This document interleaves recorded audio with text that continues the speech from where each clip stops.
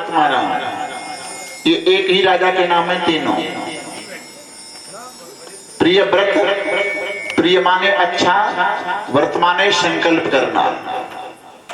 जिसने अपने जीवन में कोई अच्छा संकल्प लिया है उसी का नाम है प्रिय व्रत। भागवत भगवान के निवास का नाम है भागवत, और भगवान के भक्तों का नाम है भागवत। बोलिए सदगुरुदेव भगवान की जय।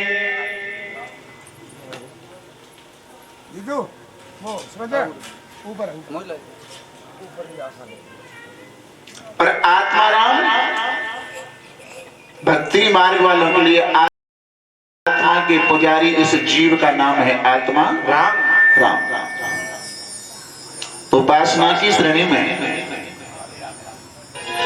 जीव भगवान की भक्ति करता हुआ ही अच्छा लगता है, अच्छा लगता है। नमो नारायण।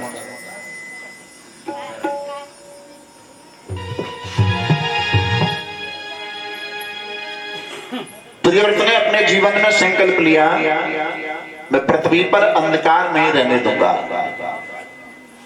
संकल्प लिया, मैं आजीवन ब्रह्मचारी ही रहूंगा।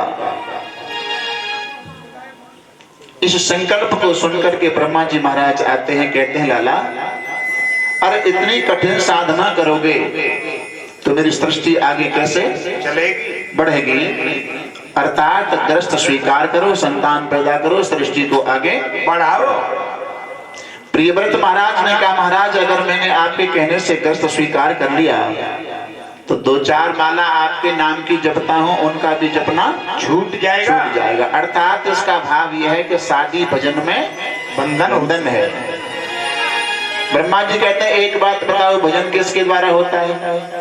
बोले मन के द्वारा। तो मैं कब कहता हूं कि तुम मन को संसार में, मन को परमात्मा के चरणों में, और शरीर को लेकर संसार में। एक भाव आता है, एक बार जनक जी महाराज से नारद जी ने प्रश्न किया, महाराज आपका एक नाम है विदेह। क्या नाम है? विदेह। और विदेह उन्हें कहते हैं जिन्हें अपने शरीर का भान नहीं होता। आप राज्य को चलाते हो, रानियों के साथ रहते हो, सारी क्रियाएं करते हो, फिर आप विदेह कैसे हो गए? जनक जी ने कहा मैं आपके प्रश्न का उत्तर दूंगा, लेकिन एक काम करो, क्या एक चौड़े मुंह का कोई बर्तन या पात्र लेकर के जाओ और यहाँ से थोड़ी दूर नदी है, उस नदी में से जल भर के ले आओ, पात्र को जल से भर के ले आओ, और एक भी बूंद रास्ते में जल की गिर नहीं जाए, नहीं तो मैं आपके प्रश्न का उत्तर नहीं दे पाऊंगा। अब नारद जी को उत्तर चाहिए, जिज्ञासु हैं। पात्र को लेकर के नदी में गए और जल से भर लिया। समय लगना था आधा घंटा, लेकिन धीरे धीरे दोनों हाथों पर पात्र को, बर्तन को रख करके 2 घंटे में आए और कहा लो महाराज ले आए। हाँ ले आए।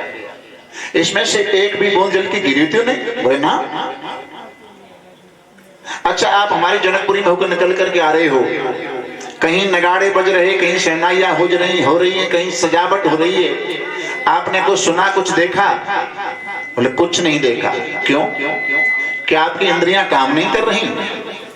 आपके नेत्र काम नहीं कर रहे? आपके कान काम नहीं कर रहे? नारद जी महाराज ने कहा, महाराज मैंने अपने सभी इंद्रियों को मन के सहित इसी पात्र में लगा दिया। न मैंने कुछ देखा, न मैंने कुछ सुना।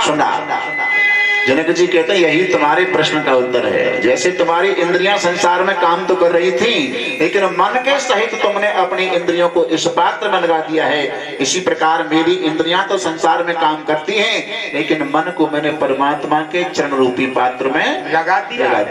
जय हो। इसलिए कर से कर्म करो विद नाना, मन राखो जहां कृपा निधाना। कल पंडित जी कह रहे थे, बोले व्यास जी कभी कभी तो ऐसा लगता है हमें ये नहीं पता कि हम बैठे कहाँ हैं, फिर पीछे ध्यान आता है कि हम तो मंदिर पे बैठे हैं। इसका मतलब ये है कि शुद्ध बुद्ध भूल जाते हैं, और जब तक ये देहाध्यास बना रहता है तब तक भक्ति में पति में परेशानी है। देहाध्यास जब तक यानी परीक्षित को कथा सुनाई गई तो उसके देहाध्यास को ही तो समाप्त किया कि तू देह नहीं है, तू देह नहीं है। तो अपने आगे आने वाले समय का ध्यान रखते हुए इंसान को अपना जीवन बिताना चाहिए। काल कितने होते हैं? 3, वर्तमान, भूत और भविष्य। इनको ही प्रेजेंट, पास्ट, फ्यूचर कहते हैं।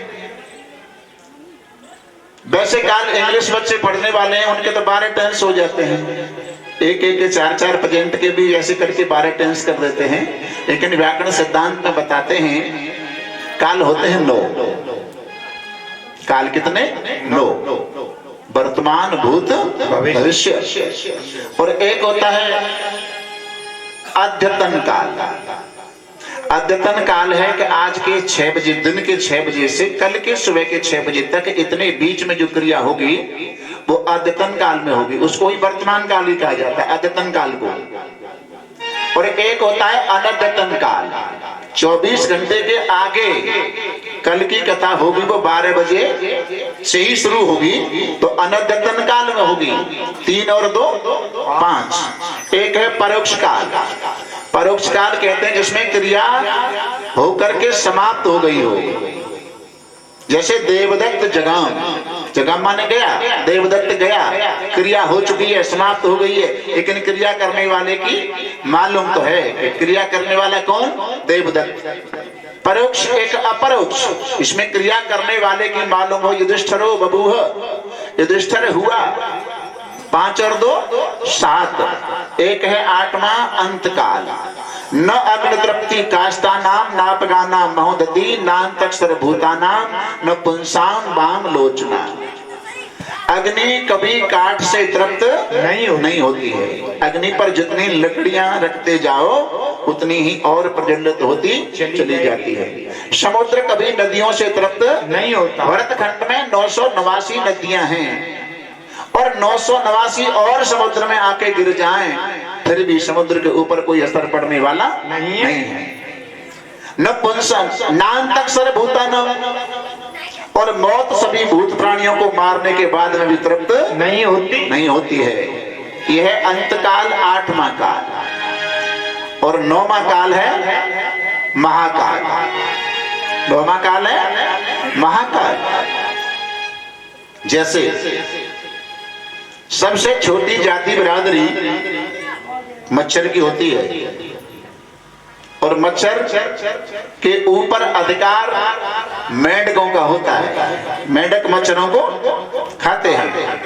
मेंढक के ऊपर अधिकार सर्प का होता है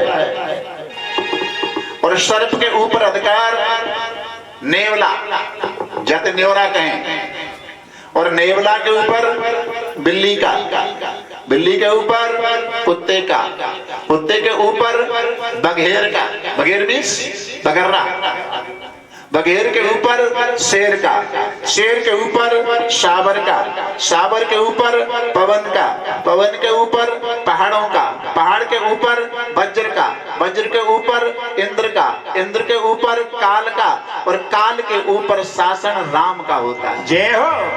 तात राम नहीं नर भूपाला और भुवनेश्वर कालहु के काला। अपने आगे आने वाले समय का ध्यान रखते हुए इंसान को जीवन बिताना चाहिए।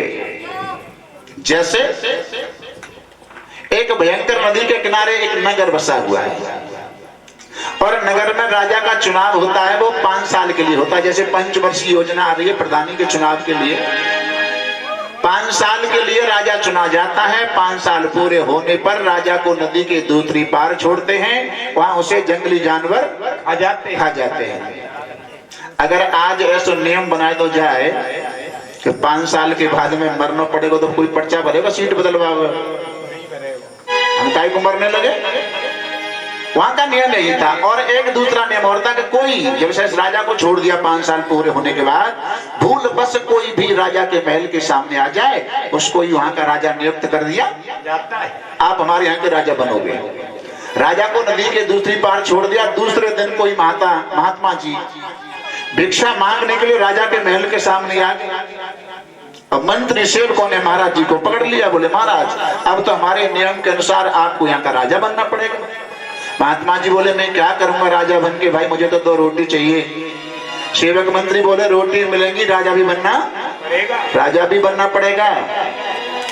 और नियम यह है कि 5 साल के बाद हमें तुम्हें नदी के दूसरी पार छोड़ देंगे, वहां तुम्हें जंगली जानवर खा जाएंगे।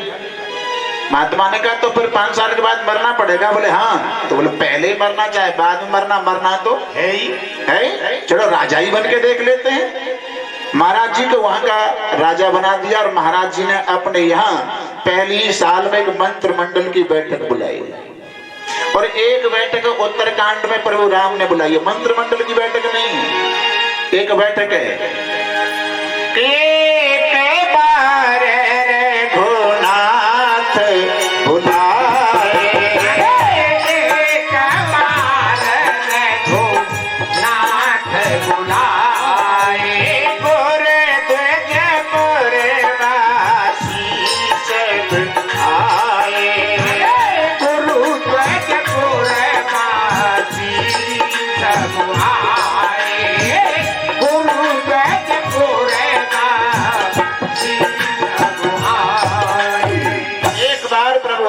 बैठक में गुरु ब्राह्मण अयोध्या वासी सभी को बुलाया और सबके सामने कहते हैं देखो भाई मैं कोई बात कहने जा रहा हूं और उसमें अगर तुम्हें कोई त्रुटि गलती दिखाई दे तो आप भय मत मानना, ये मत समझना कि राम राजा है पता नहीं क्या कहेंगे, मुझे बीच में खड़े होकर के टोक देना।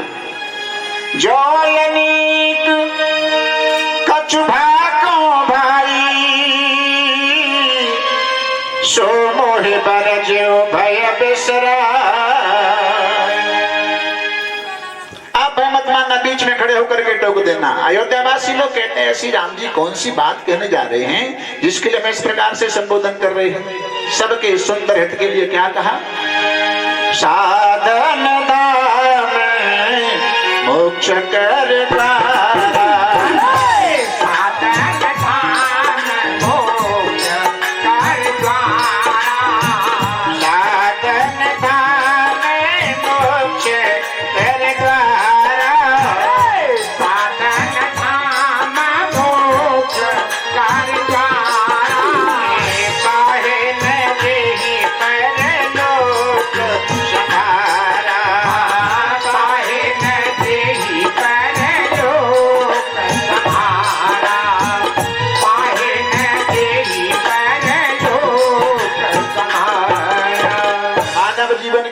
मोक्ष का दरवाजा है। मानव जीवन क्या है, एक चौराहे के समान है। मानव जीवन मिल गया, चौराहे पर खड़े हो, चाहे सादाबाद जाओ, चाहे सोनी जाओ, चाहे दाऊदी जाओ, चाहे राया जाओ, यहीं से स्वर्ग जाने का रास्ता है, यहीं से नरक जाने का रास्ता है और यहीं से मोक्ष का रास्ता। लेकिन एक निवेदन करूं, मोक्ष मरने के बाद नहीं होता, मरने के बाद नहीं होता।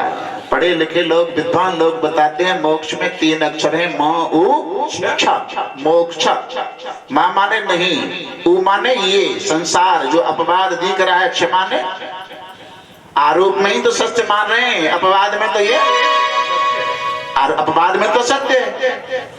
लेकिन जब तक आपकी दृष्टि में इसका अपवाद नहीं होगा तब तक मोक्ष नहीं होता। मोक्ष मरने के बाद में किसका होगा, मोक्ष के दरवाजे पर। अच्छा, एक दृष्टांत आया, क्या पहले 20, 25, 30 साल पहले जैसे आप वृंदावन कभी जाया करते थे, जब तक पुल नहीं बना तो नाव से यमुना जी को पार करते, नाव में बैठकर।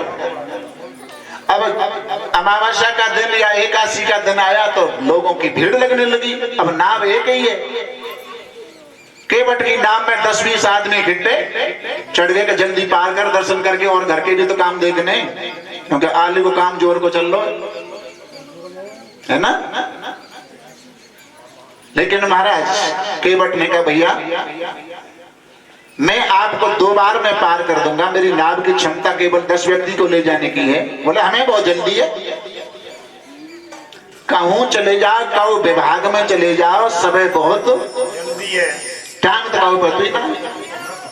अगर तुम कहो कि भाई जैसी टूटी फूटी कथा है रही है तो एक आधा समय निकालो, भाई काम चल लो है, अगर जा रहे हो रास्ता तो तुमने कहा बैठ ले, बोले काम ते जा रहे हैं। रात को 12 बजे जा रहे हो तो कहे के बैठ ले, बोले काम ते जा रहे हैं। और काम ते जाते ही जाते चले जाते हैं, अंत में काम से काम ते। और तुम्हारा कह दे बंदे तू तो गयो काम ते, तो कितना बुरा माने हो। और सब अपराध दिन के लाभ में तो काम ते जा रहे हो। सब जल्दी है, जा रहे काम ते, हमें जल्दी पार कर। महाराज पार कराया तो 20 आदमी बैठे, और जहां गहरा पानी आया वहां नाव डगमगाने लगी। लेकिन केवट चतुर था, उसने झपका लगा करके नाव को किनारे पर लगा दिया। अब जो सवारियां थी उनसे पैसे लेने के चक्कर में नाव को बांधना भूल गया। जैसे नाव को रस्से से बांधते हैं ना किनारे पर केवट लोग, बांधना भूल गया और नाव थोड़ी दूर किनारे से हटके जाके पलट गई। अब नाव पलटी हुई देखी केवट ने तो पैसा लेना भूल गया और किनारे पे बैठ के रोने लग गया, मेरी नाव पलट गई, मेरी नाव पलट गई या डूब गई, कुछ भी हो गया। जो सवारियां बैठ गई बोले पागल अब क्यों रो रहा है, अरे अब तो किनारे पर पलटी है ना, किनारे पर डूबी, हम इसको सीधी करवा देंगे। उस केवट ने कहा भैया मेरा नाव है सीधी करवावे का जनाए रो तो क्यों रो रहा है, बोले इसलिए ही रोना आ रहा है कि इसके नाव के डूबने का स्थान था बीच मझधार, वहां तो डूबी ना है, वहां तो बचाइए। और रोए वो जा बात को किनारे पे आएंगे कैसे डूब गई है। ये दृष्टांत का सिद्धांत ये है, हमारी तुम्हारी मानव शरीर रूपी जो नाव है इसको डूबना था 84 लाख योनियों के बीच मझधार में, और वहां से पार होते होते किनारे पर आ गई, मानव जीवन मिल गया। यहाँ से दोबारा वापसी अगर बैक पीछे ही हो जाए तो इससे बड़ी और कोई विडंबना की बात नहीं हो सकती। राम जी की बैठक में तो ये प्रस्ताव था। और आओ कथा के उसी प्रसंग पर महात्मा जी ने मंत्रिमंडल की बैठक में प्रस्ताव रखा, क्या नदी के ऊपर एक पुल का निर्माण करा दिया, जहाँ पुल वगैरह नहीं था पुल का निर्माण किया जाए।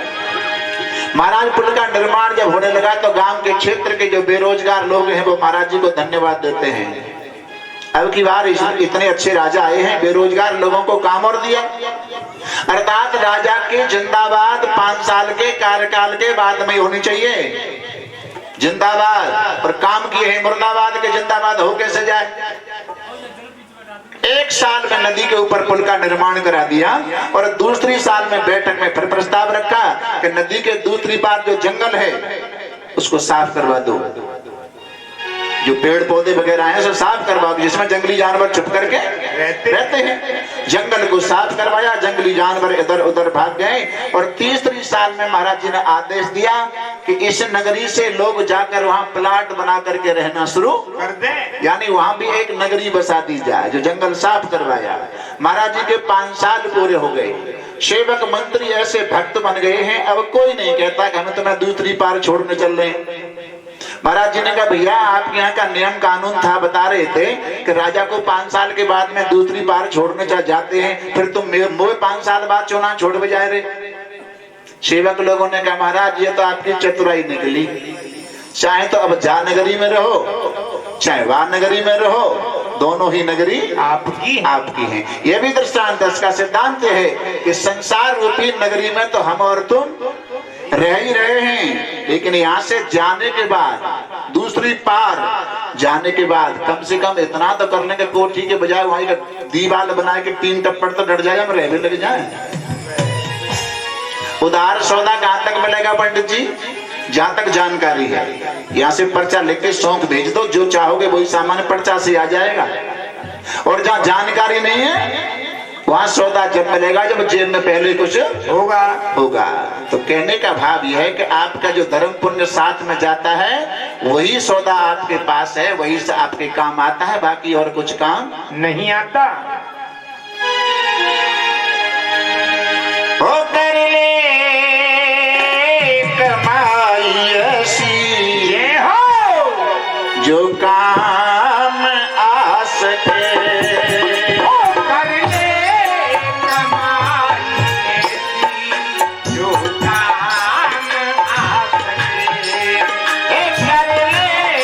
कमाई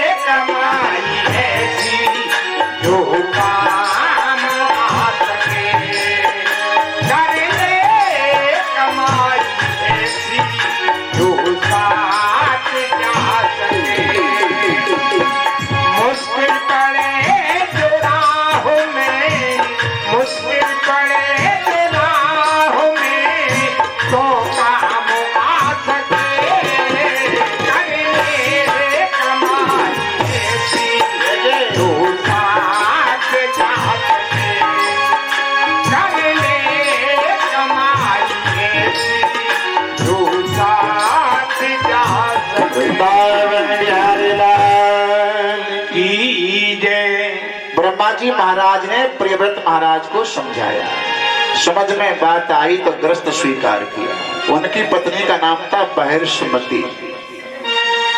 समय के अनुसार उनके 10 पुत्र, 1 कन्या। बड़े पुत्र का नाम है आग्नेत्र और कन्या का नाम था ऊर्जस्वती, जो शुक्राचार्य के लिए व्याही गई थी। आग्नेत्र के पुत्र हुए नाभि और नाभि के पुत्र होते हैं ऋषभदेव जी महाराज। ऋषभदेव जैन धर्म के 8वें तीर्थंकर माने जाते हैं और सनातन में उनको भगवान विष्णु के 24 अवतारों में एक नाम ऋषभदेव का और आता है। अच्छा, तीर्थंकर किसे कहते हैं? तीर्थी कुर्वंती तीर्थानि, जो संत तीर्थों को भी पवित्र कर देते हैं उन्हें तीर्थंकर कहते हैं। जिनके पधारने से घर मंगल में कार्य होने लग जाते हैं, घर तीर्थ बन जाता है, उन्हें तीर्थंकर कहते हैं। प्रैक्टिकल, एक भक्त गंगा स्नान करने का भाव बना रहा है, बोले गंगा स्नान करने जाऊंगा और गंगा स्नान करने के बाद ऐसी जगह विश्राम करूंगा, रात्रि को रुकूंगा जहां कोई भक्त रोजाना गंगा स्नान करता हो। गंगा स्नान करने गया और गंगा स्नान करके लौट के आ रहा, उसे और कुछ दिखाई नहीं दिया। गंगा किनारे एक महाराज जी की झोपड़ी थी, कुटिया थी। वहां पर आकर के महाराज जी से मिला, प्रणाम किया और पूछा, महाराज लगता है आप तो रोजाना गंगा स्नान करते होंगे ना? महात्मा जी बोले, लाला जादनाथ झोपड़ी गंगा किनारे डालिए, बादनाथ स्नान की तो बात ही छोड़, मुझे यही मालूम ना गंगा जी हैं किधर। उसको बड़ा आश्चर्य हुआ, अरे गंगा किनारे रहने वाले महात्मा स्नान नहीं करते? बोले अचंभव मत करे, अगर लीला तो जाननी है तो आज की रात्रि तो हमारी झोपड़ी पे ठहर जा। उसको लीला जाननी थी, जिज्ञासुता, रात्रि को रुक गया। अब महाराज के यहाँ गांव के लोग कीर्तन मंडल लेकर के कीर्तन करने के लिए आए और रात्रि के 12 बजे तक हुआ कीर्तन को सब लोग विराम दे करके अपने अपने घरों को चले गए। महाराज जी कुटिया के अंदर बढ़ गए, भक्त बाहर बैठा, देखा क्या, आकाश मार्ग से 3 स्त्रियां उतर करके आ रही हैं। उनके वस्त्र मैले कुचैले हैं और जैसे उन तीनों स्त्रियों ने, तीनों देवियों ने महाराज जी की झोपड़ी के सामने जो प्रांगण था उसमें इधर उधर लोटपोट होने लगी। महाराज एकदम उनका रंग सोना जैसा हो गया। जब वो चलने को तैयार हुई तो महाराज उसी भक्त ने उनके चरण पकड़ लिए। देवियों, इस लीला को जानने के लिए मैं सारी रात्रि जागता रहा, फिर भी आप बिना बताए जा रही हो। अरे आप कौन हो? तीनों देवियां एक ईश्वर में कहती हैं, भक्त हमारा नाम गंगा यमुना सरस्वती नदी है।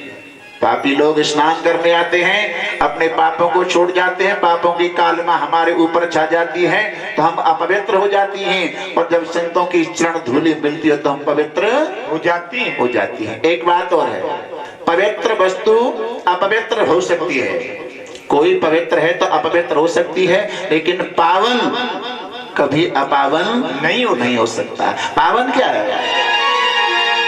सो मेरे पवन सुते जय हो पावन नाम, सो मेरे पवन सुते पावन नाम, ये अपने बस करे राखे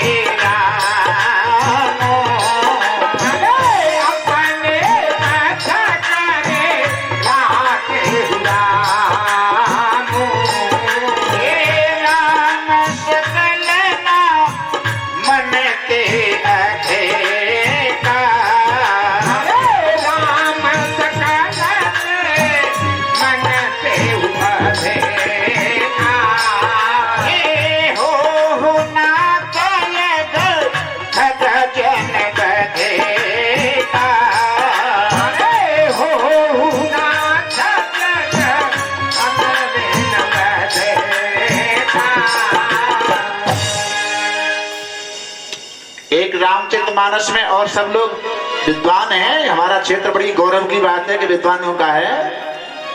जास नाम सुमरत एक 12। अब प्रश्न कर दिया कि वो नाम है कौन सा? जास कौन सा नाम है?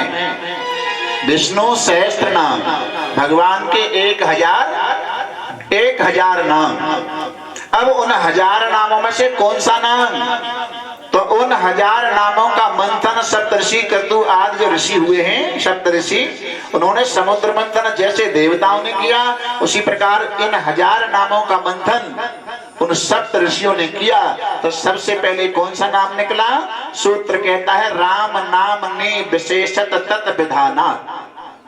विधानात् माने निराकरण करने से उन 1000 नामों में से सबसे पहले राम का ही नाम निकल करके आया। अथवा पार्वती जी विष्णु सहस्त्र नाम का पाठ करती हैं, काफी समय लगता है। शंकर जी बोले, पार्वती बोले हाँ, बोले शॉर्ट पूजा बताओ, 1000 नामों की शॉर्ट पूजा बताओ महाराज। तो 1000 नामों का सार केवल एक ही बताया, राम राम रामेति रमे राम मनोरमे सहस्त्र नाम तातुल्यम राम नाम परानने। हे पार्वती, उन 1000 नामों के बराबर है मेरे प्रभु राम का नाम। तो मेरे कहने का भाव यह है कि पवित्र अपवित्र हो सकता है, लेकिन पावन कभी अपावन नहीं हो सकता, अपावन नहीं हो सकता। आओ अपने उसी कथा के प्रसंग पर। सब देव जी के 100 पुत्र होते हैं। बड़े पुत्र का नाम है भरत, और 100 पुत्रों को सामने बिठाकर सब देव जी धर्म का उपदेश करते हैं। मैं आपसे एक निवेदन और करूं, जाते और ऊंचा तखत लगा के तीसरो वहां पे बैठ के अगर मैं कथा कहूं और फिर कहूं तुमसे कि मैं उपदेश कर रहा हूं, उपदेश नहीं है, वो सेवा है, समाज की सेवा है।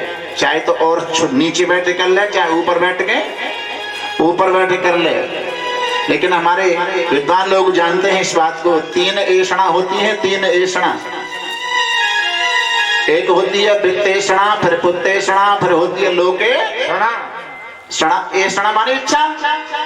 तो पुत्तेषणा और वित्तेषणा तो रही ठाकुर जी की कृपा, उनकी कृपा होगी तो ही ये प्राप्त हो सकती है। लेकिन लोकेषणा के लिए हम जरूर घूम रहे हैं।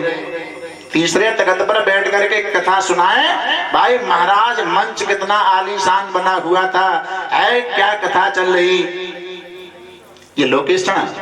लेकिन जा पर कृपा राम की होई, ठाकुर जी की कृपा हो जाए, संतों की कृपा हो जाए, गुरुजनों की कृपा हो जाए, उसी को लोकेषणा प्राप्त हो सकती है। अपने मन से किसी को लोकेषणा प्राप्त नहीं हो सकती। उपदेश के कुछ लक्षण होते हैं। धातु सूत्र गणादि वाक्य लिंग अनुशासनम आगम प्रत्यादेशा उपदेशा प्रकीर्तितः। धातु क्रिया वाचनो भवादय धातु संज्ञा स्यु, जिस क्रिया के अर्थ में भा और वा बरतते हैं उसकी धातु संज्ञा होती है। स्यु माने होती है। सूत्र व्याकरण के सूत्र होते हैं, वेद के मंत्र होते हैं, शास्त्र के श्लोक होते हैं, पुराणों के श्लोक होते हैं। अल्प अक्षर मसंदिग्धम सार विद विश्वतो मुखम अस्थोम मन बद्यंश सूत्रम सूत्र विदो बुदु। सूत्र का मुख चारों तरफ को होता है, कहीं संधि करता है तो कहीं विच्छेद करता है। वाक्य लिंग अनुशासन, और वाक्य जो वाक्य हैं उनके लिंग भेद माने पुरुष या स्त्री लिंग, इनकी सबकी जानकारी जिन्हें हो सकती है वो ही इसका उपदेशक बन सकते हैं। और हमें जब जानकारी नहीं है तो हम उपदेश थोड़े कर सकते हैं, हम तो समाज की सेवा कर सकते हैं। उपदेश करते हैं भैया कि तुम्हें मानव जीवन क्यों मिला। बच्चे कहते हैं मानव जीवन नौकरी करने, पेट भरने, पैसा कमाने। और जहां ऐसी शिक्षा मिलती है ना नौकरी करने की, पेट भरने की, पैसा कमाने की, उनके लिए तो सूत्र कहता है